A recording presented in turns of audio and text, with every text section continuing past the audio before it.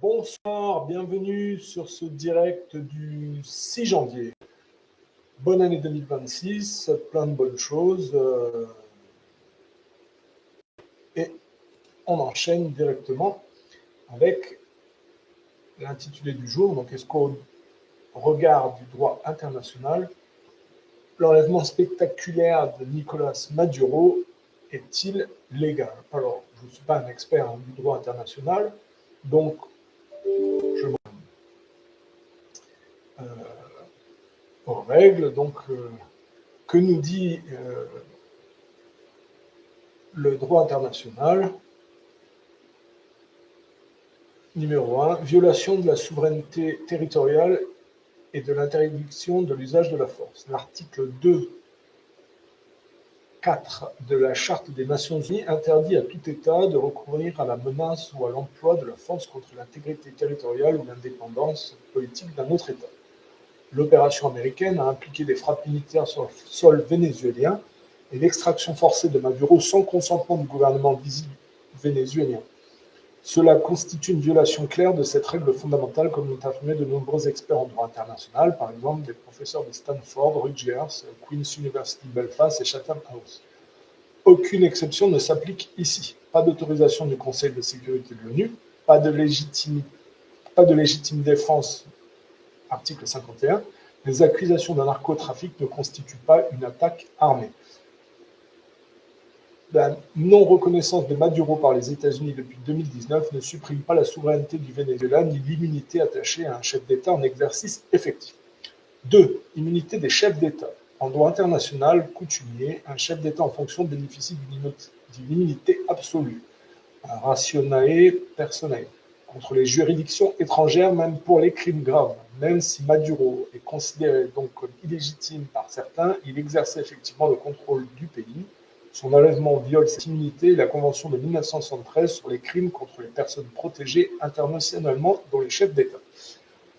Pas d'extradition légale, point numéro 3, mais un enlèvement unilatéral. La voie légale pour obtenir la détention d'une personne sur un territoire étranger est l'extradiction, avec consentement de l'État territorial ou une coopération judiciaire. Les enlèvements extraterritoriaux sans consentement sont illégaux, précédents comme Eichmann en 1960 ou Alvarez Machin, je ne sais pas si je le prononce bien, en 1992, condamnés par l'ONU ou le Mexique. Point numéro 4, point de vue américain et précédent. Les États-Unis s'appuient sur la doctrine Kerr-Frisbee, mal captus bene detentus. Même si l'arrestation est illégale, les tribunaux américains peuvent juger la personne une fois sur le sol américain, appliqué pour Noriega en 89. Ils invoquent aussi un mémo controversé de 89 rédigé par William Barr, affirmant que le président peut ignorer la charte de l'ONU en droit interne américain. Cela permet donc un procès aux États-Unis, mais ne rend pas l'opération légale en droit international. Au contraire, cela expose les États-Unis à des critiques pour violation du droit international. Point numéro 5, réaction internationale. La Chine, la Russie et d'autres alliés du Venezuela ont condamné l'opération comme une violation flagrante de la charte de l'ONU. Même des alliés des États-Unis ont exprimé des réserves et des experts neutres, BBC, Reuters, BW Just Security, concluent majoritairement à l'illégalité.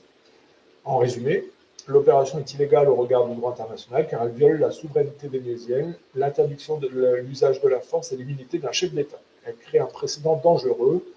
Du point de vue américain interne, un procès peut avoir lieu, mais cela n'efface pas la violation internationale. Voilà, ça c'est le point de vue de Grok. Donc c'est basé stricto sensu sur le droit international. Mon point de vue, c'est que le droit international dont on parle, l'Organisation des Nations Unies, Nuremberg, le procès de Nuremberg et les conséquences du procès de Nuremberg, tout ça vient, si vous voulez, d'un monde post-Seconde Guerre mondiale qui s'est basé sur une narration de la Seconde Guerre mondiale qui est falsifiée, erronée. Ce qui veut dire qu'en réalité, après la parenthèse très courte des 30 Glorieuses, avec une apparente opulence et un apparent boom économique, ça aura duré très peu de temps pour le nombre de morts important qu'il y a eu au cours de la Seconde Guerre mondiale. Est-ce que ça en valait la peine? En fait, progressivement, on a très vite vu ce que la Seconde Guerre mondiale cachait, c'est-à-dire la mise sur piédestal de la voyoucratie américaine, qui prolongeait la voyoucratie colonialiste anglaise au bénéfice de la mafia israélienne comme, on va dire, l'arrière-boutique de la mascarade au point de vue de la dynamique collective. Ce qui veut dire qu'en réalité, si le droit international basé sur, en gros, on va le dire comme ça, surtout pour le monde occidental, l'acceptation d'une mythologie shoatique qui, à mon sens, relève d'une malhonnêteté et d'un vice extrêmement important. Le monde post-seconde guerre mondiale, donc, qui s'est basé sur la Shoah et qui s'enfonce donc vers le refus d'émancipation et le refus de faire un travail spirituel pour se complaire en réalité dans un consumérisme juivisé, plutôt de tendance voyoucrate. On va dire ce qu'on voit aujourd'hui, c'est une des étapes d'enfoncement qui mène au projet du Grand Israël, puisque effectivement, bon, on peut parler du côté technique de l'enlèvement. On va dire que techniquement, c'est bien joué parce que ça, en coût financier et en coût humain, dans une partie d'échec, là, le roi enlevé sans perdre de pion, il doit y avoir quand même quelques dizaines de morts répertoriés. Ça ne s'est pas fait sans mort, mais ce n'est pas, si vous voulez, le coût d'une guerre en Irak avec des tapis de bombes, des porte-avions, des débarquements, des avions et puis des pertes humaines très importantes. On va dire que si le coup de Trump fonctionne, parce que ce n'est pas encore gagné, le fait de mettre en détention sur le territoire américain de manière illégale au point de vue du regard international, c'est une chose. Maintenant, de convertir le Venezuela, c'en est une autre. Le gouvernement n'est pas encore tombé. Bon, on peut penser que les services américains avaient planifié ça depuis longtemps par le fait de corrompre, de mettre un pied dans on va dire, dans le monde politique vénézuélien et dans l'armée. Parce que rentrer comme dans du beurre et en sortir avec Maduro, on peut penser que ou Maduro avait négocié tout ça pour éviter de finir assassiné ou qu'il y ait une guerre, pour éviter qu'il y ait trop de morts.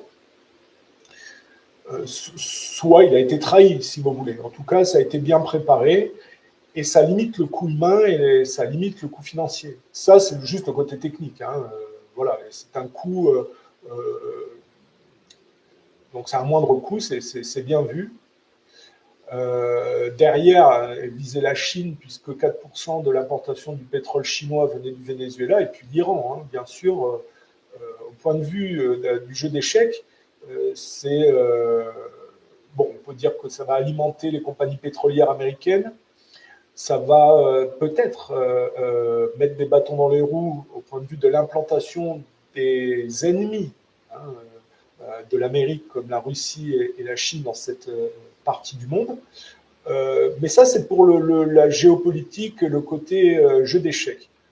Au point de vue du rapport humain et moral, on est dans une obscénité voyoucrate typiquement américaine. Bon, voilà. Mais encore une fois de plus, je reviens sur ce que j'ai dit. Il ne faut pas s'étonner quand on a comme ciment la Shoah et la narration falsifiée de la Seconde Guerre mondiale, qu'en bout de tableau, finalement, il ne reste plus que les mafias américaines et juives pour faire la loi en foulant aux pieds toute la poudre aux yeux des règles qui ont émergé de la Seconde Guerre mondiale. La Seconde Guerre mondiale était vraiment une démolition contrôlée d'un ancien monde au profit d'un nouveau plus superficiel de tendance mafieuse judéo-protestante.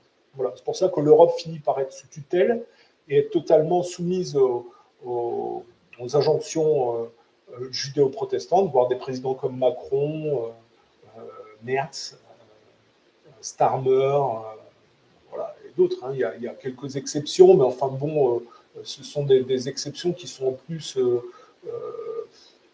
des paradoxes relatifs, on va dire. Mais on a une voyoucratie multipolaire russe opposée à un monde unipolaire occidental. Donc, ça donne les BRICS par effet de domino contre le monde occidental unipolaire, avec dans ce monde globaliste unipolaire un espèce de contraste avec Trump qui, lui, a une position prétendument anti-globaliste. Et c'est vrai qu'en sur certains aspects, Trump fait un travail anti-globaliste au sein de ce délire sioniste. Mais il ne faut pas rêver, Trump ne sera pas éternel et on va dire son legs au point de vue politique finira comme d'habitude avec les Américains après on va dire des mandats républicains succèdent des mandats démocrates avec l'établissement, si vous voulez, Pipo et Molo, après la droite, d'une espèce de sous-dictature gauchiste qui va utiliser tout ce qu'a créé l'autre parti, si vous voulez, à son avantage. Car regardez ce que Biden et Obama ont fait, quoi. C'est pas beau à voir, si vous voulez. Ça suivait d'une certaine manière ce qu'avait fait Bush. Hein. On est quand même dans la green machine avec d'un côté les républicains, de l'autre les démocrates. Enfin, ils suivent les deux facettes d'une même pièce. C'est-à-dire, ils sont tous les deux d'un côté d'un arbre et ils coupent l'arbre d'un côté et de l'autre. Hein. Ça revient au même. Voilà. Avec Trump, on a l'expression d'un mouvement chrétien sioniste, ce qui est une ineptie, puisque le mouvement chrétien ne peut pas être sioniste à son détriment, sauf à son détriment, si vous voulez. Les seuls qui ont une logique à être sionistes, c'est les juifs. Les autres, s'ils se prétendent chrétiens sionistes, c'est qu'ils n'ont pas compris ce que c'était que le christianisme. Et puis finalement, en fait, le sionisme travaille contre eux-mêmes, si vous voulez. Voilà. Donc on est dans un processus d'enfoncement, il faut avoir le processus global historique pour le comprendre, mais il faut bien voir que la Seconde Guerre mondiale repose sur des bases falsifiées avec comme ciment la Shoah, qui est en réalité au niveau de l'expression cachée, si vous voulez, en gros, hein, le message de la Shoah, c'est qu'on préfère se complaire dans la judisation consumériste, même de tendance voyoucrate, plutôt que de faire des efforts spirituels. C'est ça que veut dire la Shoah, parce que on va dire que le mensonge sur ce qui s'est passé à cette époque-là, ça relève de l'inversion sur la réalité, si vous voulez, c'est-à-dire en gros le pauvre juif victime et le méchant allemand génocidaire. Ça veut dire tout simplement que l'Allemand qui voulait faire autre chose que de se soumettre à la dette judéo-bancaire est en fait un monstre, tandis que le juif qui veut se complaire dans son matérialisme, si vous voulez, est une victime. Le dire comme ça. Hein. Voilà. Et donc, ça ne pouvait accoucher qu'à la fin à cette espèce de gabegie où on n'a plus affaire à du droit international. Hein. C'est terminé. On a affaire, si vous voulez, à un impérialisme païen primitif, élaboré, hein, sophistiqué, intelligent, mais très reptilien et très basé en réalité sur l'antichristianisme bien compris et l'antispiritualité. On s'enfonce dans des airs de technofascisme écologivisé, on va dire. Voilà. En n'insultant pas le terme, en utilisant le terme fasciste, pas sur le terme italien Mussolini, mais plus l'appropriation qu'en ont fait de ceux qui ont gagné la Seconde Guerre mondiale. Voilà. Qu'est-ce qu'on peut dire oui, la Chine impactée, l'Iran va être le prochain, le Groenland, et puis on peut être certain qu'il y a d'autres choses qui sont préparées par l'administration Trump. Alors, une fois de plus, les Russes ont été très lents et n'ont pas été capables d'anticiper et d'empêcher que ça se produise. Ils se sont fait avoir avec la Libye de Kadhafi, la Syrie de Bachar al-Assad, et ils se sont fait avoir avec le Venezuela, parce que eux... les Russes sont des voyous aussi de la Seconde Guerre mondiale. Hein. Le bolchevisme a été financé par la City. C'est pas Trotsky qui a émergé de ça, mais Staline. Donc, du coup, c'était un peu trop viril pour la City. Donc, il a fallu faire la guerre froide pour continuer de raboter ce que le bolchevisme avait fait de la culture slave. Hein. Le but, c'était quand même une unification entre l'Est et l'Ouest par des réformes de masse et des massacres de masse. Hein. 90% de l'appareil d'État bolchevique était juif au départ. Mais quand Staline a réussi à prendre le dessus, en fait... ça a ennuyé, bien qu'il ait continué le processus, mais de manière paradoxale et contrastée, il a aussi quelque chose de différent par rapport à ce qu'attendait la City et Wall Street. C'est pour ça qu'il y a eu la guerre froide pour continuer le processus. Et l'Empire ottoman a volé en éclats au travers des Première et Deuxième Guerre mondiale, et le monde arabe s'est dispatché entre capitalisme et communisme, et le monde de l'Amérique latine également. Et il y a toujours eu ce mimétisme d'opposition, avec des Arabes d'un côté, des Sud-Américains ou des gens d'Amérique centrale ou de tous ces pays en dessous de l'Amérique du Nord. Il y a toujours eu des groupes dispatchés dans les deux camps. Et il y a, avec le phénomène Laurence d'Arabie, les anglo-saxons ont toujours monté les Arabes les uns contre les autres dans un effet de démolition contrôlée. C'est pareil pour l'Amérique du Sud. Et Maduro, c'est la suite logique de ça. C'est-à-dire qu'après l'URSS, en réalité, l'influence a continué dans ces mondes-là entre la Russie et les États-Unis, si vous voulez. Voilà. Avec le jeu de la Chine qui a monté, qui est un double mimétique du consumérisme des Occidentaux, mais avec une tendance pas complètement disloquée comme dans l'unilatéralisme, si vous voulez. Voilà. Et donc, on peut penser que ça ne va pas s'arrêter là et que du coup, peut-être que les États-Unis vont réalimenter leur économie d'une certaine manière s'ils arrivent à convertir le Venezuela. Il y a du pétrole, les grosses compagnies pétrolières, ça va bloquer le pétrole pour les autres. Et avec le Groenland, effectivement, il se donne une possibilité de se prolonger encore un peu hein, parce que c'est un vampire mourant qui a besoin de siphonner, si vous voulez, les ressources des autres, comme le sang, si vous voulez, des autres pour survivre. La culture anglo-saxonne, c'est un peu comme le Dajjal qui a qu'un œil avec le parallèle, on peut le faire avec Odin, c'est-à-dire qu'il n'y a pas de spiritualité, il n'y a le phénomène des pilleurs commerçants. C'est la définition de viking, hein, la mythologie nordique, c'est Odin qui se travestit physiquement dans la domination militaire et qui finit dans un combat final broyé dans l'éloignement de la nature sauvage. Hein, le Ragnarok, c'est la défaite finale. Il y a un défaitisme et une superficialité dans la culture nordique qui s'exprime par leur économie de la fuite en avant dans la dette et dans les guerres, hein, pour maquiller la gabegie. Donc il n'y a rien à attendre de si la Shoah n'est pas remise en cause, ça veut dire que la collectivité se prolongera dans un refus de spiritualité et une juivisation. Et deux, si les anglo-saxons sont toujours à la tête de l'Occident, ça veut dire que ça se finira en guerre de masse et avec le plus naïf qui assumera pour les autres. Hein. Et dans la Seconde Guerre mondiale, les Russes ont été très naïfs puisque les plus costauds, c'était les Allemands. On les a balancés contre les Russes pour faire d'une pierre deux coups. Et en fait, une fois que les Russes ont gagné la guerre, les Américains sont intervenus à moindre frais, on va dire, à moindre coût, et pour empocher la mise et bloquer, si vous voulez, l'URSS et pouvoir faire la guerre froide pour continuer cette démolition contrôlée. Voilà. C'est pour ça qu'à la fin, il n'y a plus que après la mascarade du faux droit international et de la fausse concorde, hein, le gaullisme représente bien cette diplomatie mondiale post-Seconde Guerre mondiale. Tout ça vole en éclats à partir du 11 septembre, avec l'expression technologique du gaullisme, c'est le Concorde. Et le 11 septembre, cette période-là, le Concorde, il y a un accident qui est assez symbolique, si vous voulez, de la fin de cette espèce de période post-Seconde Guerre mondiale poudre aux yeux.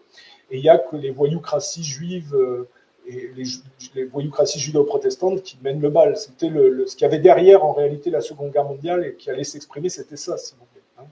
Je rappelle que on a le processus de catholicisme prédaté par la superficialité protestante et le judaïsme en bout de tableau. Hein. Il y a une démolition contrôlée avec le monde orthodoxe qui est ciblé également. Hein. Révolution française, d'essence libérale anglaise dans l'inspiration, bolchevisme financé par la City, et puis suivi des branches que ça donne par une prédation de superficialisation. La France a suivi cet aspect de prédation judo-protestante qui l'a progressivement de plus en plus dégradé. Et c'est pareil pour la Russie et le bolchevisme, si vous voulez, et ce que ça a donné dans ces aires d'influence. Voilà. Qu'est-ce qu'on pourrait dire également sur cette histoire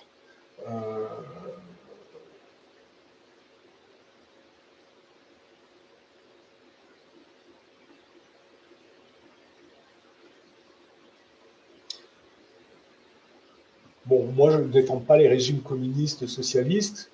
Il y a un droit international. Ces gens-là se sont tous engagés à l'ONU, se sont tous érigés sur l'antifascisme et les jolis discours. Et aujourd'hui, effectivement, ça vole en éclats. Et d'ailleurs, peu de monde a de moyens, si vous voulez, de faire quoi que ce soit pour empêcher les États-Unis de se comporter comme des mafieux. Hein. Voilà, bon, c'est comme ça. Mais il ne faut pas être surpris. Quand on lit entre les lignes, c'est quand même la conséquence du film dégradé de la Seconde Guerre mondiale et de son narratif. Encore une fois de plus, si les gens, après la Seconde Guerre mondiale, se sont cachés derrière la Shoah pour ne pas avoir à se remettre en cause et faire de retour en arrière et s'enfoncer dans cette espèce de culte technologique satanique qui donne la NASA, en s'appuyant sur des gens comme Werner von Braun, c'est-à-dire assimiler ce qui était costaud avant pour donner du poids à cet aspect en aval superficiel prédateur qui a gagné, si vous voulez. Donc ça donne la NASA pour les uns, Sputnik pour les autres, et finalement ils se battent les uns contre les autres avec la guerre froide, hein, dans le monde arabe y compris et dans le monde d'Amérique latine. Et puis progressivement, on voit bien que comme les régimes communistes, le marxiste indusé, le trotskisme pourrissent, le côté voyoucrate judo-protestant qui est assez égal à lui-même dans la superficialité, mais qui s'enfonce quand même, continue à raboter, si vous voulez. Hein. Donc évidemment, vous avez tous les leaders arabes inscrits dans les révolutions socialistes de type Kadhafi, le bassisme de Bachar al-Assad, qui est un parallèle avec la Révolution française, le mouvement baassiste de Saddam Hussein. Bon, tout ça finit par être détruit. Alors, les Américains essayent de récupérer les sphères d'influence passées où les anglo-saxons avaient investi dans le pétrole. L'Iran ou le Venezuela, c'était des endroits où, avant les révolutions socialistes de type la révolution de Fidel Castro, par exemple. Castro, quand il a fait sa révolution, il a viré les bordels et les casinos où la CIA et la mafia blanchissaient l'argent de la drogue, si vous voulez. Hein. Il a fait des hôpitaux à la place. Bon, et Cuba va être visé d'ailleurs. Hein.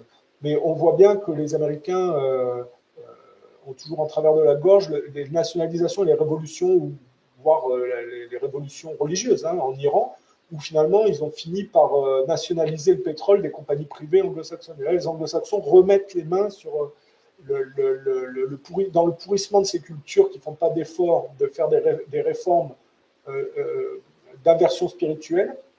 En fait, la bourgeoisie ou la jeunesse est toujours séduite par le mondialisme sataniste. C'est pour ça qu'ils font des révolutions colorées. Les Américains s'appuient sur des révolutions colorées et essayent de faire des changements de régime comme ça. Et puis au Venezuela, ça ne fait pas exception. Ils ont certainement corrompu une partie des gens pour pouvoir faire leur coup, si vous voulez. Donc on voit bien que le pourrissement de la contrepartie qu'avait financé à l'origine la City, hein, qui donne le communisme et puis les révolutions socialistes un peu partout dans le monde, pourrit et toujours prédaté par la City et Wall Street, d'une certaine manière, que ce soit par l'aspect jacksonien ou de ce que représente Trump, si vous voulez, avec son mouvement chrétien sioniste, ou la gauche sioniste, c'est toujours dans la Green Machine, si vous voulez, c'est toujours le même processus. Voilà.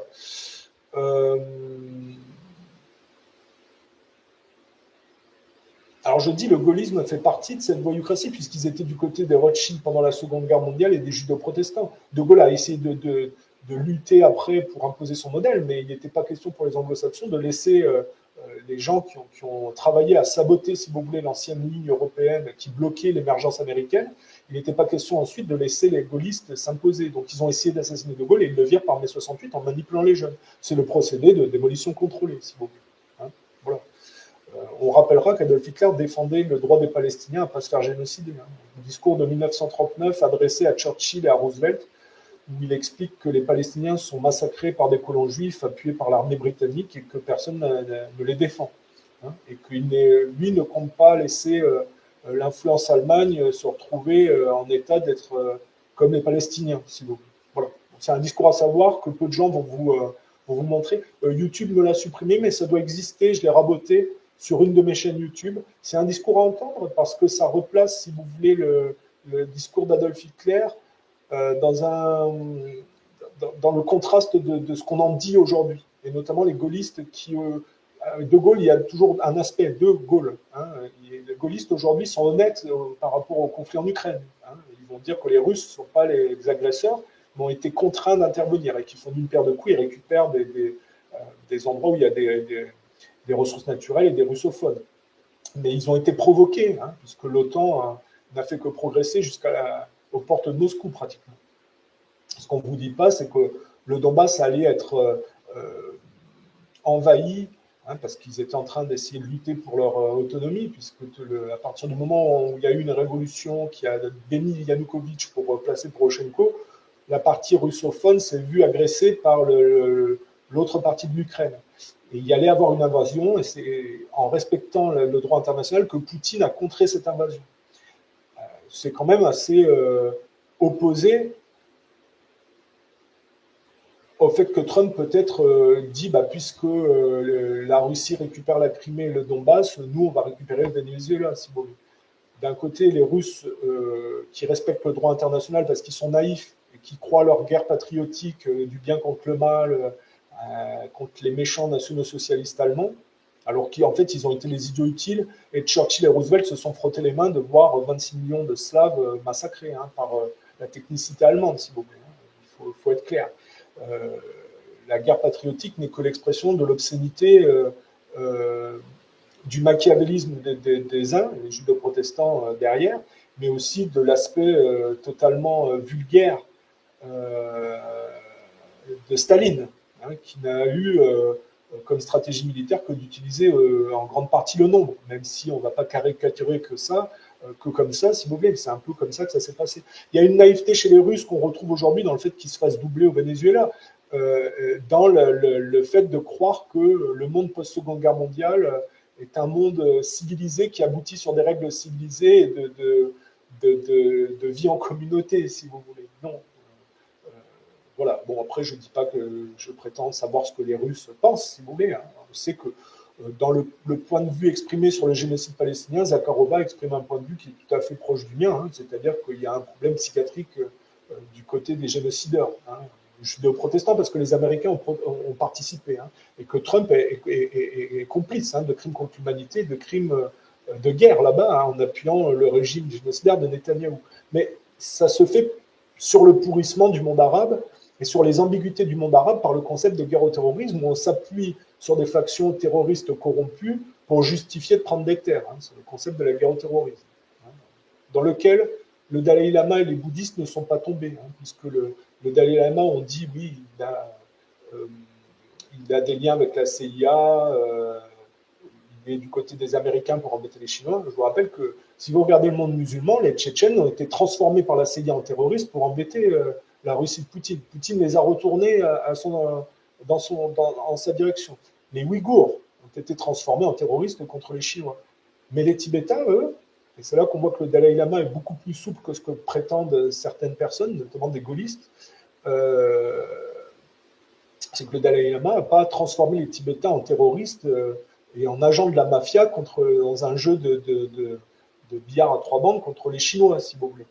Il a été plus souple et plus malin, et en fait, au lieu de voir les Tibétains se faire massacrer par le poids de la Chine, eh bien, il a dit, si on veut survivre, comme les Chinois sont plus nombreux et qui ne s'arrêteront jamais, eh bien, il vaut mieux, si vous voulez, faire partie de la Chine et essayer de perpétuer nos valeurs en faisant partie de la Chine. C'est ce qu'on appelle la voie de la souplesse et de l'intelligence, à mon avis. Après, il y en a qui disent, moi, je préfère l'aspect nordique de combattre jusqu'à la fin, même si la défaite est inévitable. C'est ce qu'ont fait les Allemands. Bon, voilà. Mais le Dalai Lama, je pense, est une personne plus sage et plus maligne que ce que certains en pensent. Il ne suffit pas de dire qu'il était allié de la CIA pour dire qu'il a travaillé pour la CIA. Le fait est que la CIA n'a pas réussi à berner le Dalai Lama et à transformer les Tibétains en terroristes contre les Chinois. C'est un point de vue qui, je pense, n'est pas assez exposé. Qu'est-ce qu'on peut dire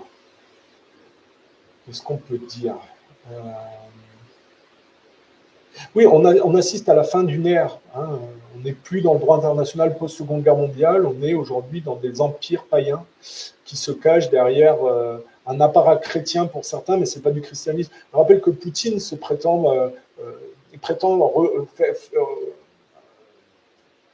remettre au goût du jour l'orthodoxie, mais comme le dit un gaulliste, donc quelqu'un d'imparfait comme Pierre Hillard, mais qui dit aussi des choses intéressantes,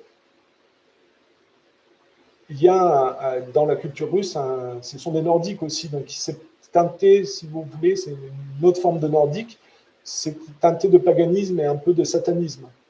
Donc Et en fait, vous avez des nordiques opposés, hein, avec les judéo-protestants, on a des anglo-saxons, ce sont des nordiques également, mais plus satanistes. Là, c'est obligé de regarder un peu les groupes nordiques en opposition. En Ukraine, par exemple, c'est des groupes particuliers de nordiques, hein, ceux qui sont anti-russes.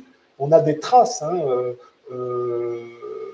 archéologiques de groupes nordiques particuliers ultra violents et qui ne sont pas les mêmes que l'Allemagne d'Adolf Hitler ou ceux qu'on trouve en Italie du Nord et qui vont s'inscrire dans le mouvement fasciste et qui vont s'allier avec leurs collègues d'Allemagne, hein, de Bavière ou de Forêt-Noire ou d'autres, si vous voulez, c'est pas les mêmes groupes. Et c'est pour ça que Bandera, qui était du côté ukrainien d'extrême droite, a été mis en prison par les nationaux socialistes allemands. C'est pas tout à fait la même chose. Et c'est pour ça, c'est pour couper, si vous voulez, le mensonge de dire que ce qu'on voit avec les néo-nazis en Ukraine et le comportement européiste, ça serait, si vous voulez, la résurgence du national-socialisme, et ça serait très parallèle avec Netanyahou. Non, l'Europe et les européistes, c'est la conséquence de la défaite d'Adolf Hitler. Et pareil pour le projet du Grand Israël. Je rappelle que Adolf Hitler se battait contre cette dette judéo-bancaire et contre cette espèce de gabegie décadente. Hein, voilà. Mais souvent, les gaullistes mentent sur Adolf Hitler en disant la vérité sur l'Ukraine. C'est-à-dire ils vont dire oui, Adolf Hitler a envahi la Pologne comme le méchant dictateur suprémaciste qu'il était, alors qu'en fait, ce qu'a fait Adolf Hitler en Pologne est tout à fait parallèle à ce qu'a fait Poutine en Ukraine. Il est intervenu pour défendre les minorités allemandes qui étaient massacrées, notamment par des groupuscules poussés par les Anglais à le faire. Hein. Ceux qui ont voulu que la guerre éclate dans cette partie-là, c'est surtout les Anglais, les Français et le camp des Alliés, hein, les libérateurs, les héros de la Seconde Guerre mondiale, si vous voulez. Entre guillemets, hein, c'est ironique ce que je dis. Mais voilà. Et donc il faut remettre les choses à leur place. Moi, je pense que le national-socialisme et le fascisme, c'est une voyoucratie colonialiste, certes, mais elle est en amont des autres. Les autres sont aussi des voyoucraties plus superficielles qui ont détruit, si vous voulez, l'ordre établi d'avant et la virilité du national-socialisme qui bloquait la dette judo-bancaire. C'est pour ça qu'on arrive au projet du Grand Israël en bout de tableau et que le droit international finit par voler en éclats et que finalement on voit la véritable facette des victimes des camps de concentration, en fait, sont des génocideurs de Palestiniens. Donc ça invalide totalement, si vous voulez, la Shoah. C'est qu'on ne peut pas prétendre être victime de camps concentrationnaires et de génocide quand on se met à reproduire ce dont on prétend être victime, si vous voulez. Ça n'a plus de légitimité. Mais aujourd'hui, de toute façon, il n'y a plus de règles, tout le monde s'en fout, et les gens sont plus des hystériques et des gens dans l'émotionnel, et ne prennent pas le temps, de toute façon, de réfléchir à tout ça. Donc, il y a un ciment choatique qui, tant qu'il n'est pas remis en cause, sera un marqueur de la direction collective à ne pas vouloir faire d'efforts spirituels et à préférer se complaire dans une espèce de direction inversée sataniste de culte pro-technologique. Si vous voulez. Parce qu'Israël est la manifestation d'une hypocrisie barabassienne collective, c'est-à-dire la poursuite du colonialisme au profit du culte de la science. Aujourd'hui, ça se cache derrière l'écologie, si vous voulez, hein, le Great Reset et ce genre de choses. Voilà.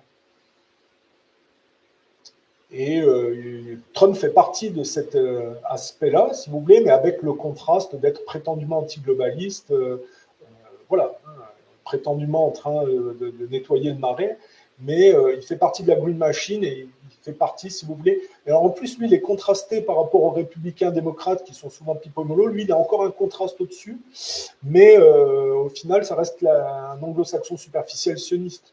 Voilà, donc il finit par couvrir les crimes de Netanyahou et à le protéger. Bon. On rappelle le parcours de Trump, formé par Roy Cohn, la mafia juive. Roy Cohn était un homosexuel qui était spécialisé dans le chantage sexuel. Alors, je fais une parenthèse. S'il y a des gens qui sont abonnés à plusieurs de mes chaînes, ça m'arrive souvent de répéter les mêmes choses d'une chaîne à l'autre. Mais bon, c'est parce que je pars du principe que les gens qui regardent mon direct sur cette chaîne ne sont pas forcément les mêmes. Mais de toute façon, il n'y a rien de mal à répéter les mêmes choses parce que finalement, des fois, on ne peut pas se concentrer tout le temps sur un direct ou des dires. Et puis le fait que ça revienne, ça permet de mieux comprendre le point de vue exposé. Voilà. Donc, formé par Roy Cohn, ensuite il a été sauvé dans sa gabegie financière à Atlantic City par un émissaire de Rothschild. Et puis après, il s'est plié aux Lubavitch, qui sont aussi présents en Russie, d'une autre manière. et il finit par couvrir Netanyahou. Donc on voit bien que c'est sûr qu'il ne faut pas compter sur les Russes et les Américains pour remettre en cause la Shoah. Hein. Ils s'enfoncent tous, si vous voulez, derrière ce mensonge-là euh, pour ne pas faire de retour en arrière. Voilà. Bon, les Chinois, il faut voir que les Chinois sont un double mimétique du capitalisme occidental qui est amené à prendre la suite sur la dislocation des États-Unis dans le temps. Je pense que si on continue dans les perspectives pro-technologiques du mondialisme, les Chinois sont amenés à prendre la suite. D'ailleurs, les démocrates, et en France, pas mal de politiciens, travaillaient, si vous voulez, à faire de l'argent sur la dislocation de leurs pays respectifs au profit de la Chine. Hein. Donc, les Rothschild ont investi au point de vue des banques écologiques au début des années 2000 par un type qui s'appelle Maurice Strong et couvert par le Parti communiste. Ils ont investi sur la Chine comme une base future d'une espèce de socle mondialiste pro-technologique, hein, une dictature par le numérique, le digital, le contrôle facial, la carte d'identité à point, le crédit social, enfin tout ce que vous voulez. Quoi. Je ne vais pas faire un dessin. Ce qu'il faut bien comprendre, c'est que le boom chinois n'est que de la poudre aux yeux qui cache en réalité la prolongation du capitalisme mondialiste des Occidentaux qui sont à l'initiative du modèle économique chinois. Les Chinois n'ont pas inventé ni le communisme ni le capitalisme, mais ils y ont collé, si vous voulez. Voilà, de manière attentiste sur la chute des autres, ils attendent de prendre la suite. Et c'est ce pourquoi ils sont destinés par des grandes familles monopolistiques en arrière de la géopolitique mondiale. Voilà. Parce que moi, j'ai rien contre les Asiatiques. Il y a des grandes qualités dans toutes les cultures. Dans le monde asiatique, il y a un potentiel énorme. Mais ce n'est pas, si vous voulez, la culture originale, la tradition et la spiritualité asiatique qui est en train d'émerger du capitalisme chinois, bien que certains Asiatiques pourront bénéficier de ça pour se développer, si vous voulez, et pas que les Asiatiques, hein, les pays des BRICS, ce genre de choses, les pays émergents, même s'ils partent de beaucoup plus loin et que c'est basé sur la chute des autres en Occident, ce qui émerge de la Chine, c'est le côté consumériste de masse, avec le gâchis, le gaspillage, et forcément les compétitions pour l'hégémonie, si vous voulez. Hein, il faut bien comprendre les dynamiques respectives collectives en opposition mimétique. Voilà. J'ai expliqué le bolchevisme et ses branches dans le monde arabe et les pays d'Amérique latine, et comment c'était prédaté par ceux qui, à l'origine, l'avaient financé, hein, la City Wall Street. Comment ça a opéré par une démolition contrôlée. Maduro s'inscrit là-dedans. Si il fallait caractériser aussi l'imposture du mensonge de la Seconde Guerre mondiale et du narratif officiel de la Seconde Guerre mondiale et de la Shoah, qui sont des marqueurs, si vous voulez, de la décadence qui suit après la parenthèse des Trente Glorieuses. Tout part en régime mafieux avec plus aucune règle. Voilà. Et c'est pour ça que j'ai commencé la vidéo, pour expliquer que les règles derrière lesquelles les gens se sont cachés après la Seconde Guerre mondiale, plus personne ne les respecte, à part les naïfs ou les gens de bonne volonté. Dans le relativisme de ces mondes-là, il y a les Russes, les Chinois qui respectent plus le droit international que la contrepartie voyoucrate, qui, elle, sait très bien qu'elle a planifié, si vous voulez, la Seconde Guerre mondiale au bénéfice de sa propre voyoucratie. À part s'ils croient à leur baratin, mais voilà, ça m'étonnerait quand même. Voilà. Après tout, il y a certainement des Américains qui sont convaincus qu'ils étaient les forces du bien contre les forces du mal et qu'ils ont libéré l'Europe. Voilà. Je rappelle que si le fascisme italien a viré la mafia, les Américains sont appuyés sur la mafia pour empêcher l'Italie de fonctionner économiquement. Ils ont assassiné des types comme Mattei, ils ont essayé d'assassiner De Gaulle. Hein. Et Mattei, c'est pour l'Italie. Et en France, c'est des gens comme Pasqua, hein, le mafieux corse, sur lequel la CIA s'est appuyée. Désolé pour Asselineau qui n'a pas vu le coup venir, hein, visiblement qui n'a toujours pas compris, mais voilà. Il y a bien la CIA derrière Pasqua, c'est bien la mafia corse, et les Américains sont bien appuyés sur les mafieux pour leur intérêt personnel. Voilà.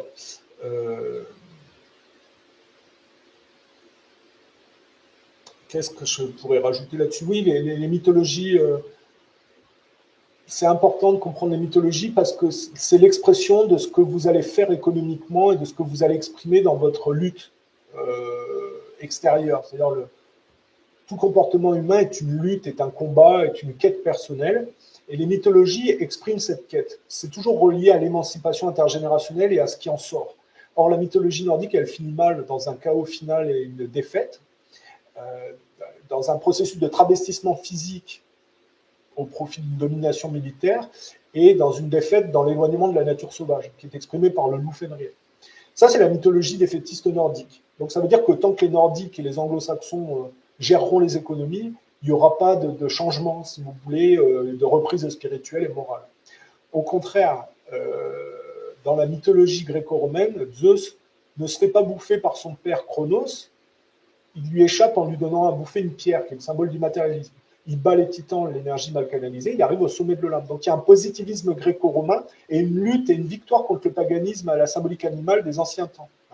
Tous les héros grecs sont des enfants de Zeus qui battent des monstres mi-hommes, mi-humains. Voilà. Ce paganisme à la symbolique animale, on la retrouve dans la mythologie et dans le folklore de l'Empire égyptien, où tous les dieux ont des têtes d'animaux. Crocodile, ibis, faucon, lion. Et ça cadrait à une époque, c'est-à-dire l'Empire égyptien, les empires successifs égyptiens ont donné des choses certainement très intéressantes et qui étaient, comment dire, appropriées par rapport à l'époque. Mais l'humain est censé évoluer. Et on voit qu'il y a eu une passation, si vous voulez, il y a une opposition où l'Empire égyptien était en train de disparaître. Il n'y avait plus le côté viril masculin, il ne restait plus que le côté féminin résiduel avec Cléopâtre. L'Empire égyptien a essayé au lieu de disparaître, a essayé de se prolonger en essayant d'infiltrer l'Empire romain. Donc ils avaient choisi Marc-Antoine. Donc il y a eu une bataille décisive entre ce positivisme gréco-romain et cette infiltration du paganisme des anciens temps, la symbolique animale que représentait l'Empire égyptien. Mais il y a eu donc la bataille d'Actium à Nicopolis en Grèce qui a opposé, si vous voulez, Octave, qui va donner le premier empereur romain à Marc-Antoine et Cléopâtre. Et on va voir que c'est va s'imposer dans cette bataille navale. Et donc c'est la fin de l'Empire égyptien et c'est la victoire, si vous voulez, de l'émancipation positive grecque sur l'ancien monde au paganisme animal, si vous voulez, au paganisme de la nature sauvage des anciens temps de l'homme, dans cette région, dans les régions où les gens étaient en contact, si vous voulez. Donc Octave est la manifestation, si vous voulez, de la victoire du positivisme gréco-romain contre le paganisme des anciens temps que portait l'Empire égyptien. Voilà. Et donc, quand vous comparez avec la mythologie nordique, on voit bien qu'il y a un défaitisme, une défaite par rapport au paganisme d'éloignement, et ça, c'est opposé à la culture gréco-romaine positive qui va, en plus, prendre une dimension supplémentaire avec le christianisme, la simplification du monothéisme, la charité, la prise en compte du plus faible. Et vous remarquez que dans le processus historique, les Nordiques n'ont jamais compris cet aspect chrétien et le positivisme gréco-romain non plus. Par contre, ils ont toujours travaillé sur le pourrissement de ces mouvements-là qui ont émergé, mais on va dire relativement. Le pourrissement des mouvements gréco-romains et chrétiens a induit une prédation de la superficialité dans la défaite que représente le côté nordique anglo-saxon. Dans le temps, ça va donner les anglo-saxons. Et en fait, ils ont toujours travaillé à saboter cet héritage gréco-romain au profit de leur complaisance consumériste voyoucrate. Et ça donne, si vous voulez, la prédation de l'Empire catholique par le protestantisme, par exemple. Et puis, dans la parabole des coqs, cette démolition contrôlée bénéficie au petit coq juif qui manipule sur l'échec des autres, parce que lui, il est le bout de tableau matérialiste à cause des circoncisions, le rapport émancipatif plancher, si vous voulez. En fait, il manipule les uns les autres dans une démolition contrôlée à son avantage. C'est tout le processus historique qui amène au projet du Grand Israël, alors que l'Empire romain avait ventilé les temples juifs. Progressivement, la prise de pouvoir des rois nordiques qui s'approprient le christianisme et qui vont retranscrire le comportement de Vandale des Nordiques par les croisades, va faire que on va voir un effondrement progressif du christianisme au profit d'une voyoucratie juivisée barbacienne.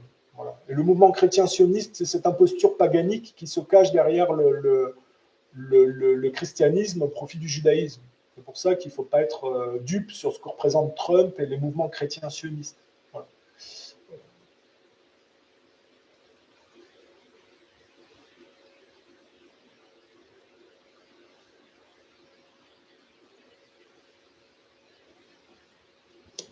que j'essaie de vous expliquer, c'est comment il faut inscrire, par exemple, l'enlèvement de Maduro ou la mort de Kadhafi dans un processus historique plus global. C'est-à-dire, ce sont des étapes de démolition contrôlée de mouvements idéologiques inscrits dans des dynamiques de conflits mimétiques. Voilà, qu'il y a un suivi et que ça procède d'une démolition contrôlée. Voilà. Et après, il y a des marqueurs qui permettent de comprendre que ça ne va pas dans la bonne direction, si vous voulez. C'est pour ça que j'ai abordé la Shoah, et que j'aborde les mythologies pour expliquer que si un groupe est à la tête de quelque chose de collectif et que ce groupe est marqué par un défaitisme, c'est très mauvais signe. Voilà. Bon. Mais la philosophie gréco-romaine, le christianisme, c'est toujours à disposition. Alors après, il faut faire un travail de détricotage des mensonges, du travestissement qui s'y sont accolés, mais ce sont toujours des outils très performants pour travailler à l'émancipation, si vous voulez, pour aller du côté du cheminement spirituel. Il y a des outils formidables dans le christianisme non dévoyé et dans la mythologie gréco-romaine. Voilà. Bon, le parcours du Christ, je reviens là-dessus, c'est comment on peut le prendre pour un parcours personnel au sein de ses propres de sa propre famille, par exemple, les enfants sacrifiés sur l'autel du carriérisme des parents, et comment il faut s'émanciper de ça sans y être soumis par le pardon, la maturité, la droiture. Ce qui est important dans le parcours du Christ, c'est les étapes où il sort Marie-Madeleine de la prostitution, où il chasse les marchands du temple. Ça, l'Église catholique a totalement oublié, parce que là, l'Église catholique, ce sont des gens qui sont totalement soumis et compromis avec la voyoucratie juive. Et puis, le fait d'être victime d'injustice, de pardonner aux gens obscènes pris dans l'aspect reptilien, barabbasien, voyoucrate, pas par lâcheté ou par faiblesse, mais par hauteur spirituelle, si vous voulez, en comprenant que ces gens-là s'écartent d'un monde lumineux, ils ne sont pas conscients de ce qu'ils ratent, si vous voulez. Et puis, le processus de résurrection sur le pardon, qui fait que l'âme n'est pas altérée par les égos narcissiques complexés, et que du coup, en réalité, le Christ n'est pas mort, mais est immortel, et toujours en symbiose avec Dieu. Bon, on peut le voir comme ça dans le symbole occulte ésotérique. Je ne dis pas que c'est forcément ça, mais c'est ma version, en tout cas. C'est comme ça que je le prends, parce que si on le prend au premier degré, c'est un homme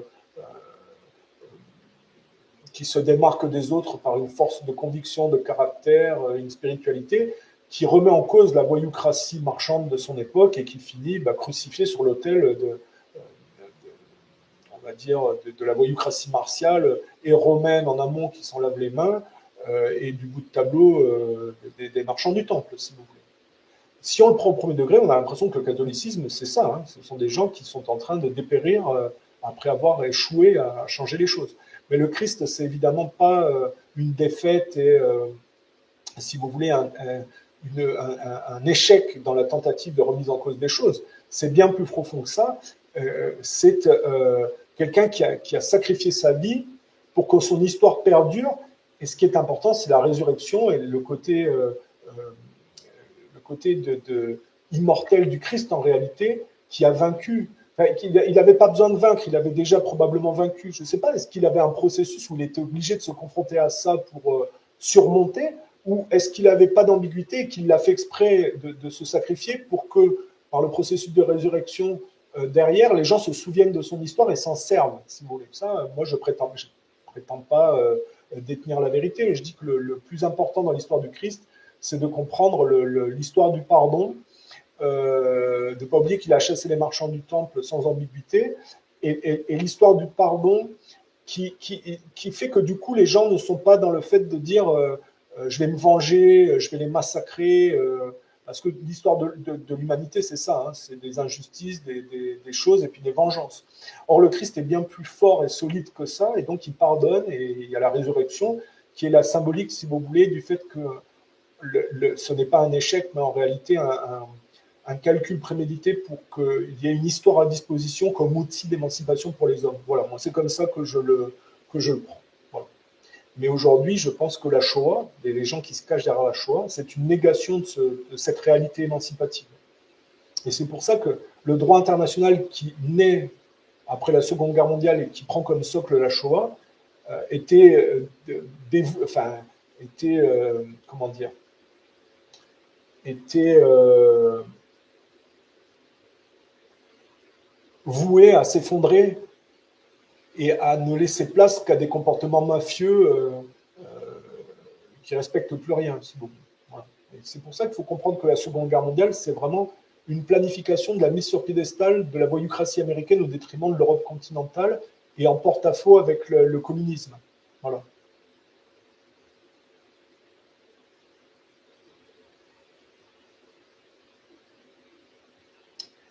Alors, je vais lire un peu ce que vous avez dit.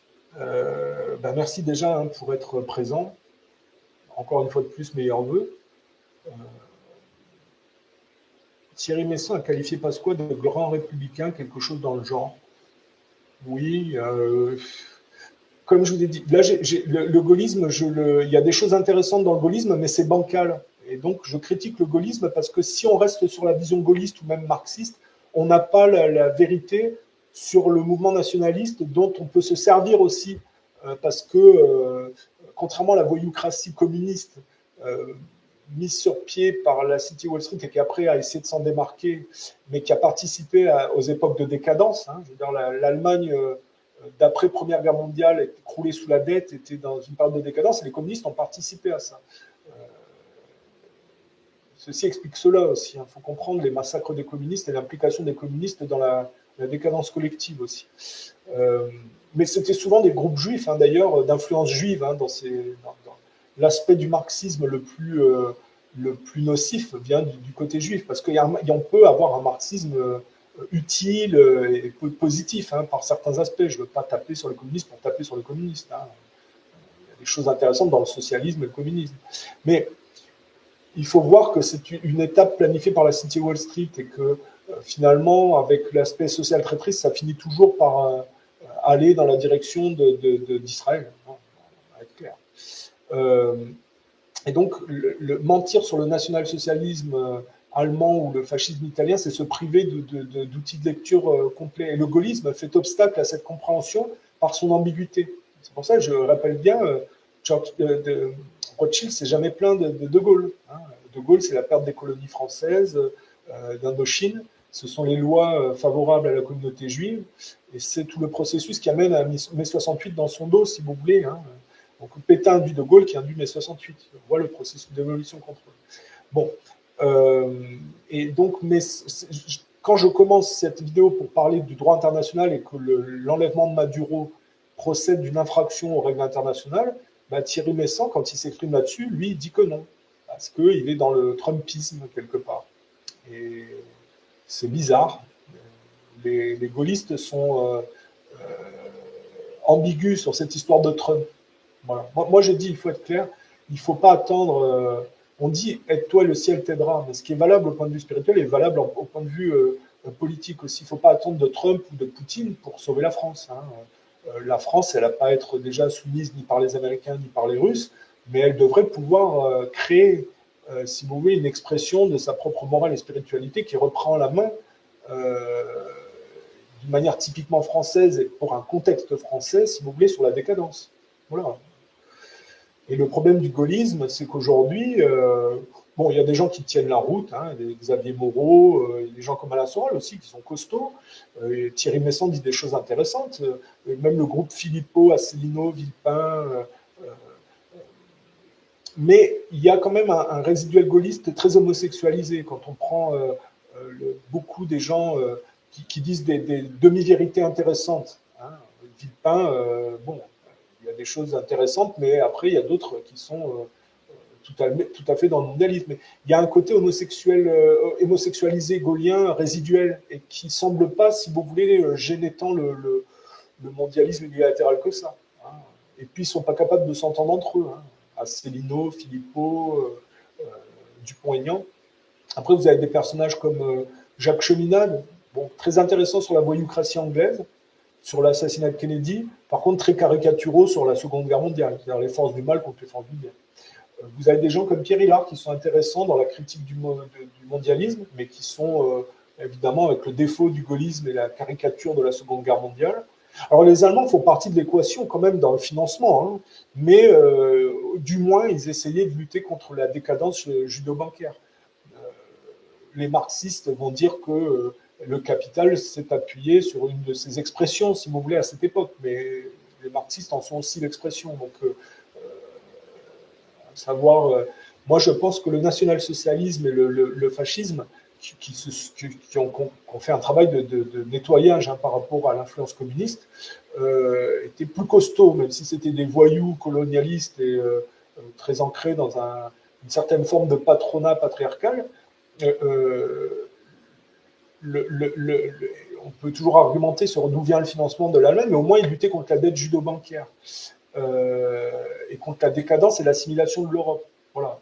Je dis De Gaulle, il a été du côté de Londres, donc il a participé à aller du côté de ceux qui ont planifié la démolition de la vieille Europe. Voilà. Donc, et c'est pour ça qu'aujourd'hui, il faut replacer le gaullisme dans ce qu'il est pour pouvoir enlever les mensonges du gaullisme, pour débloquer, si vous voulez, si on recherche vraiment la vérité sur la Seconde Guerre mondiale, voilà. Alors des fois, il y a Alain Soral qui va sur ce registre-là parce qu'il utilise du national-socialisme pour sauver les meubles de ces mouvances robespierriennes, stalinistes et gaullistes, même si lui, il a peut-être effectivement des élans, peut-être aussi nationaux, qui se rapprochent du nationalisme sur certains côtés, quoi. Après, je sais pas. Il a des ambiguïtés, hein.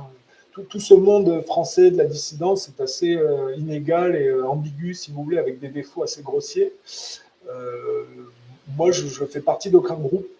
Je ne me considère pas comme un dissident. Je ne suis pas un national-socialiste, un fasciste. J'essaie d'être impartial et de remettre les choses à leur place. Donc, ça demande une certaine honnêteté sur tous les groupes, si vous voulez. Voilà.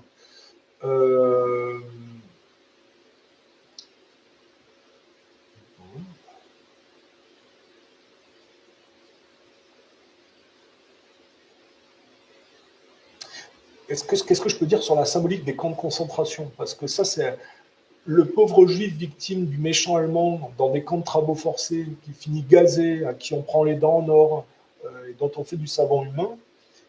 Ça fait partie d'une mythologie avec une symbolique étudiée pour noyer, si vous voulez, la réalité du monde qui est en train de se mettre en place. Les chambres à gaz, on est en train aujourd'hui de gazer les gens dans le monde artificiel. Et quand je dis gazer, c'est pas une image. Les chemtrails, c'est une réalité. On est en train de gazer les gens pour les enfoncer dans le monde artificiel. On a l'impression que la symbolique les termes symboliques de la Shoah ont été savamment choisis pour justement cacher ce qui était en train de se mettre en place.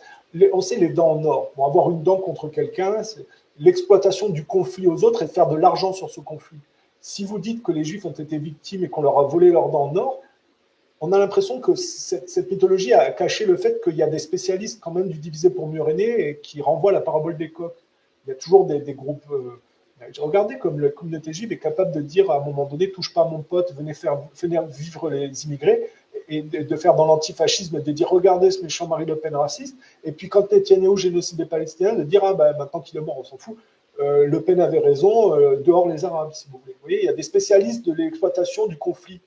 Et j'ai l'impression que la mythologie choatique et les dents en or, ça renvoie, si vous voulez, au fait de maquiller cette réalité-là et de le faire passer sur ceux qui essayaient de sortir de la dette judo-bancaire. Vous voyez, les savants humains. On imagine mal que des gens qui... On va prendre la caricature de l'allemand qui selon un certain point de vue, notamment des antifascistes, pense que la race juive est une race obscène et une insulte à l'humanité, on va dire. Allez, on va faire une caricature. On voit mal des gens qui détestent les juifs et qui les considèrent comme une sous-race bâtarde, on va dire, ou des gens aliénés, prendre du savon humain et en faire des savons pour se nettoyer. Par contre, si vous voulez dire exploiter la société de consommation à son avantage et que vous voulez noyer le poisson, parce qu'il faut bien comprendre, la mafia, elle a toujours fonctionné sur le fait de cacher ses crimes par de l'inversion accusatoire, par le bouc émissaire et par un épouvantail, si vous voulez. Donc on a l'impression que quand Lanzmann dit oui, le terme Shoah, c'est fait exprès pour que personne ne comprend et c'est très bien comme ça, on a l'impression qu'ils ont planifié, si vous voulez, cette mythologie shoatique parce qu'ils ont identifié que la Seconde Guerre mondiale, c'est une voyoucratie qui s'est mise en place sur un mensonge et qu'il fallait plus mentir et exploiter ça pour s'enfoncer, si vous voulez. Et si ça, c'est le socle du droit international post-Seconde Guerre mondiale, ça explique bien des choses sur ce qu'on voit aujourd'hui. C'est-à-dire que tout vole en éclats et qu'il n'y a plus que la mafia juive qui génocide les Palestiniens sans que personne ne dise rien, et la mafia américaine qui fait ce qu'elle veut, si vous voulez. Voilà. Avec les naïfs russes qui respectent le droit international et les Chinois aussi qui essayent de légitimer leur mise sur piédestal. Si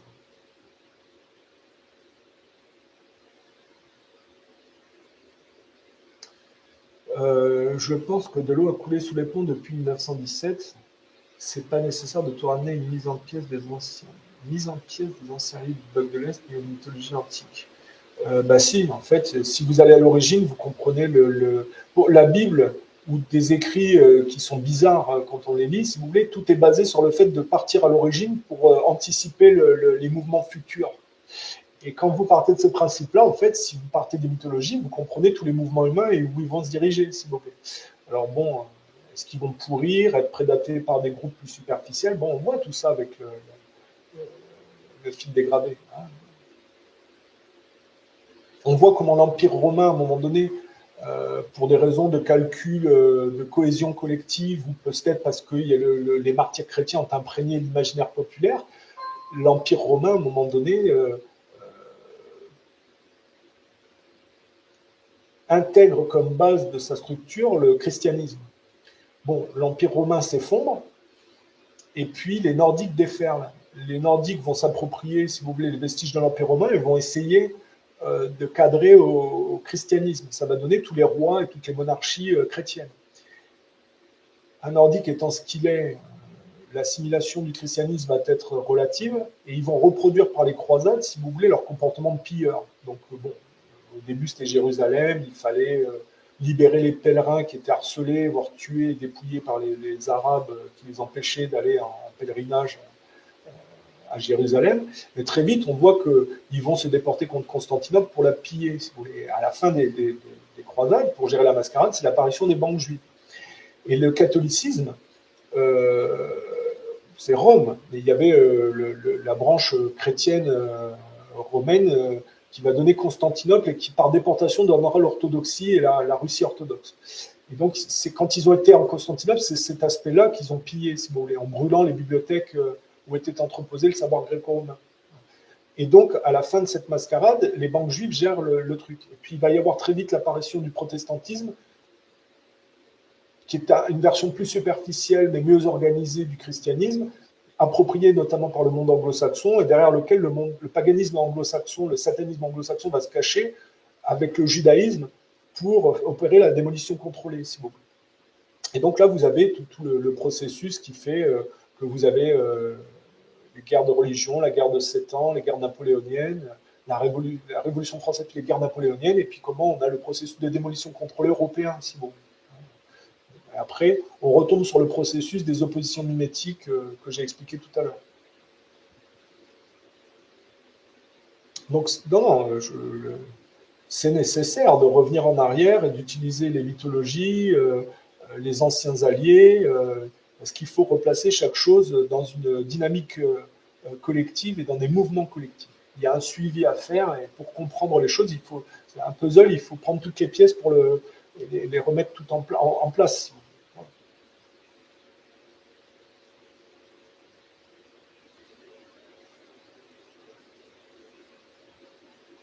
Bon, 1 heure, ça suffit pour le direct. Hein. Je pense que c'est pas mal. J'ai parlé du droit international, dans quoi le droit international s'inscrivait. J'ai parlé en fait du parcours des mouvements humains en opposition mimétique et de la direction que ça prenait avec le futur chinois qui n'est pas forcément de bon augure si la Chine fait aucun travail d'apport spirituel et moral. Bon, il ne faut pas rêver non plus. Est-ce qu'il peut y avoir un changement? Il peut y avoir une révolution spirituelle par un être fort, mais moi j'ai tendance à dire, quand on dit « toi et le ciel t'aidera », si les gens refusent de faire un travail spirituel et préfèrent se conformer à un culte satanique technologique, ben, il y aura, je veux dire, le ciel ne va pas envoyer quelqu'un qui correspondra à une volonté collective de s'en sortir. Si les gens ne veulent pas s'en sortir, il n'y aura pas ils auront certainement ce qu'ils appellent le Dajjal ou quelque chose comme ça. Voilà. Après, on ne peut pas vivre dans les ténèbres éternellement. Donc je pense que l'humanité n'est pas condamnée à vivre dans les ténèbres. Il peut y avoir des aires de ténèbres momentanées. Maintenant, est-ce qu'il peut y avoir aussi une séparation? C'est-à-dire qu'il peut y avoir une humanité, on va dire, techno-sataniste, qui, pour survivre, une fois qu'elle aura tout gaspillé sur Terre, et encore, on peut même imaginer qu'il y a un groupe qui va massacrer la majorité pour pouvoir s'approprier la Terre et pouvoir. C'était les Malthusiens, c'est ça, hein, surtout, ils pensent qu'on est trop nombreux, qu'il faut ramener la population à 500 millions. Bon, ces gens-là n'auront pas gain de cause dans leur projet, mais imaginez qu'ils y arrivent. Bon, bah, voilà. Après, on peut penser que l'humanité, pour survivre, sera peut-être amenée, dans cette optique-là, à créer des univers totalement maîtrisés, hein, au point de vue de l'air, de la nature, de la nourriture, et de faire ça, d'utiliser cette science pour pouvoir coloniser des planètes et survivre sur des planètes étrangères comme Mars, au cas où la Terre soit plus, après avoir tout gaspillé, où les gens seraient fait des guerres ou quoi que ce soit, la Terre est plus habitable, et il faudra peut-être pour ces gens-là miser là-dessus, si vous voulez. Voilà, on peut imaginer, hein, où il y a un groupe minoritaire qui massacre tout le monde pour se prolonger et qui fait de la Terre, qui arrive à gérer la Terre, si vous voulez, ou il se barre sur une planète étrangère, avec une partie de l'humanité sur Terre et l'autre pour dégorger le côté terrien et aller sur Mars pour, si vous voulez, s'ils ne veulent pas être dans le côté inhumain du génocide et qui veulent juste faire de la gestion de nombre, ben aller effectivement sur Mars pour voilà, hein, se prolonger comme ça. Sinon, il peut y avoir effectivement un messie spirituel qui reprend l'humanité sous la coupe de Dieu et des forces cosmiques, et qui donc amène l'humanité sur le chemin de la sagesse, et donc sur une économie pérenne et sur un rapport matérialiste qui est un tremplin pour un travail spirituel, et donc il y aurait une gestion collective bien plus saine, tout un tas de choses. Voilà. On aurait peut-être du mal aujourd'hui à s'imaginer ce que ce serait une humanité qui dirait là-dedans, tellement l'humanité a été dans le sens inverse. Mais voilà, on peut, il y a peut-être un petit pourcentage de chance pour que ça arrive. Après, je ne suis pas Madame Soleil, hein, je ne sais pas. Moi, je n'ai pas de vision encore. Hein, donc, je ne sais pas de quoi l'avenir sera fait. Voilà.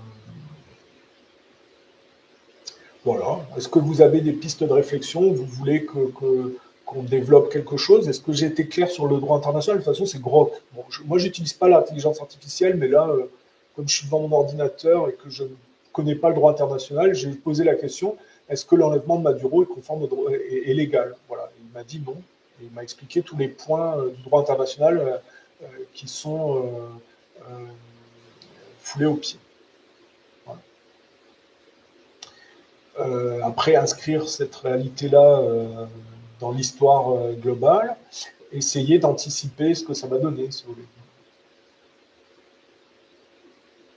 L'humain est régi par des règles. Ces règles, elles ne changeront pas.